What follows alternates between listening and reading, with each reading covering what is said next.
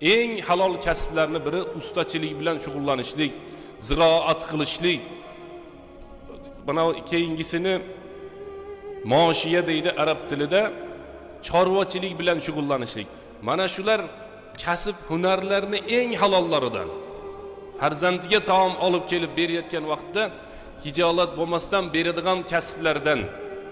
Rossiyada ishlayotgan odamlar bu yerdan ahli oilasiga to'y qilish uchun, ya'ni uy qurish uchun, umra hajga borish uchun shunga o'xshagan yaxshi niyatlar bilan Rossiyaga safar qilayotgan odamlar bo'lsa, halol kasb uchun inshaalloh payg'ambarimiz sollallohu alayhi vasallam hadisda aytibdilar, Allohning yo'lida yurgan mujohid kabidir.